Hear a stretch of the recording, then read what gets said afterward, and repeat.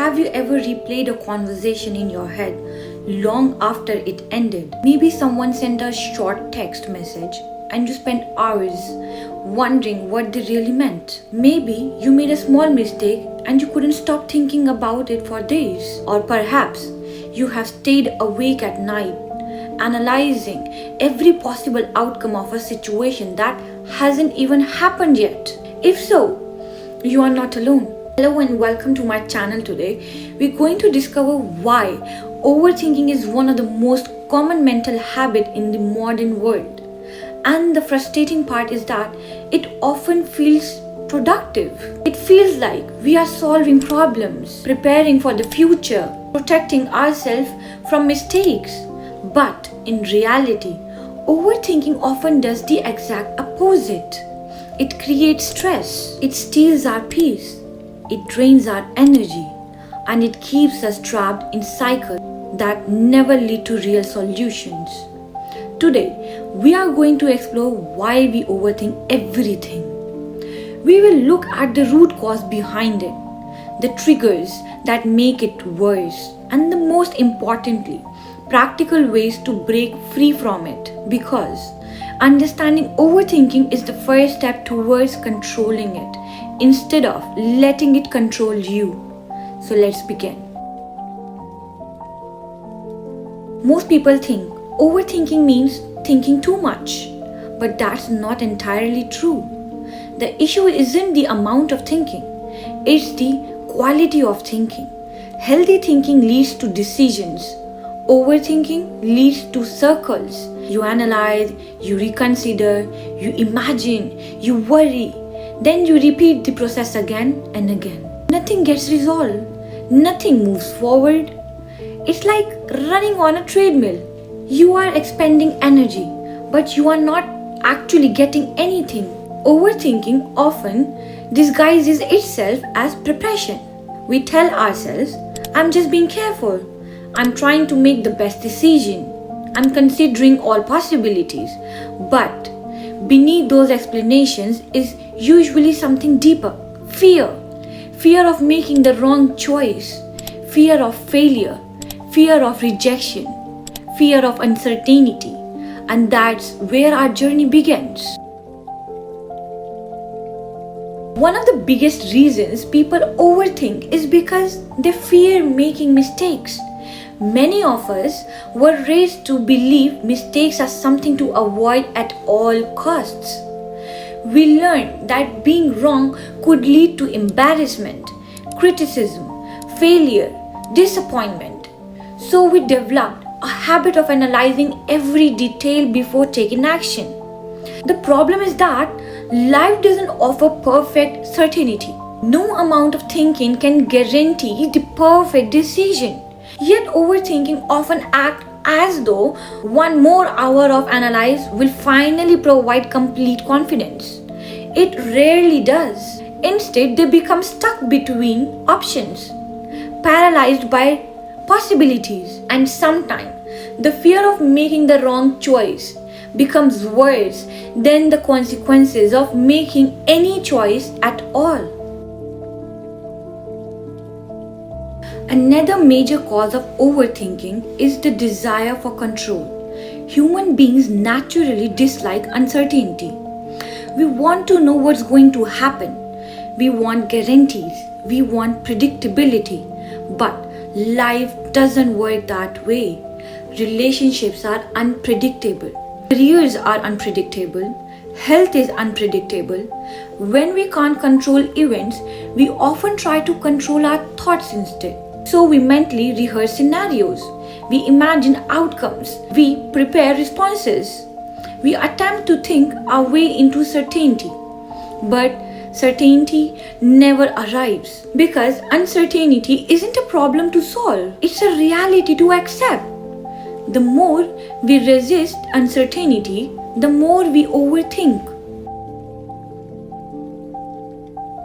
Many people don't realize this, but overthinking is often connected to a lack of self-trust.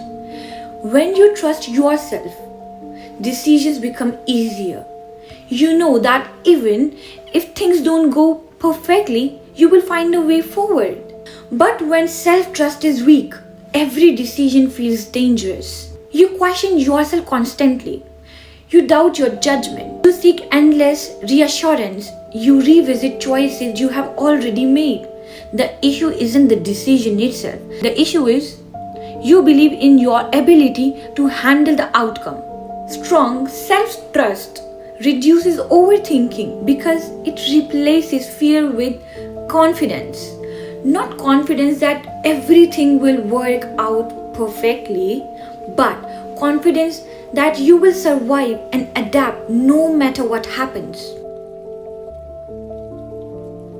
Now let's talk about what activates overthinking, because even people who don't usually overthink can get caught in the cycle under certain conditions.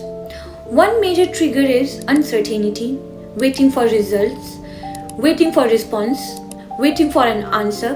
The human mind hates unanswered questions. Another trigger is rejection, critical comment, a breakup, being ignored, being exhausted. These experiences often cause people to replay events repeatedly, looking for clues, looking for expectations, looking for answers. Social media is another huge trigger. We compare ourselves to others. We analyze what people post. We wonder what others think of us. And suddenly our mind becomes crowded with unnecessary ideas and noises. Stress and exhaustion also make overthinking worse. When you are tired, your brain becomes less active at regulating emotions. Small concerns begin to feel anonymous. Minor certainties start feeling like emergencies. Here's something surprising. Overthinking can become addictive, not because people enjoy it, but because it creates an illusion of progress. When you are overthinking, it feels like you are doing something. It feels active, it feels responsible, but often you are just revisiting the same thought repeatedly. The brain mistakes mental activity for problem solving. That's why people spend hours thinking without finding answers. They are moving mentally, they are not moving forward. Understanding this is powerful because it helps you recognize when thinking has stopped being useful. One effective strategy is setting deadlines for decision. Give yourself a reasonable amount of time to think, then decide. No endless analysis, no revisiting, no second guessing. For example, I will gather information for 2 days, then make a decision. This creates structure. Without limits, overthinking expands indefinitely. With limits, thinking becomes purposeful. Ask yourself, what is within my control? And what is outside my control? Many overthinkers spend most of their energy on things they cannot influence. Other people's opinion, future outcomes, past events, unknown possibilities. Shift your focus towards action you can actually take. When attention moves towards action, anxiety often decreases. Thoughts become more powerful when they stay inside your heads. Writing creates distance. Take a notebook. Write down your worries.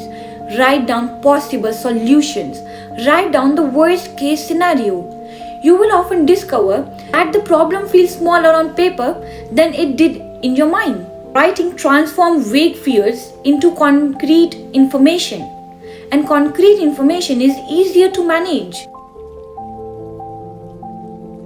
Action is the greatest cure for overthinking. Thinking creates more thinking. Action creates clarity. Many answers cannot be found through analysis. They can only be found through experience. Sometimes you need to make the call, send the application, start the project, have the conversation, take the first step. Action teaches lessons that thinking never can. Every time you keep a promise to yourself, self-trust grows. Every time you handle a challenge, self-trust grows. Every time you survive a difficult experience, self-trust grows. The stronger your self-trust becomes, the less you need endless certainty. Because you know you will be okay even if things didn't go according to the plan. And that changes everything. Here is an important truth. The goal isn't to stop thinking. Thinking is valuable. Reflection is valuable. Planning is valuable. The goal is to stop thinking in circle. To stop turning certainty into suffering. To stop treating every decision like a life or death situation.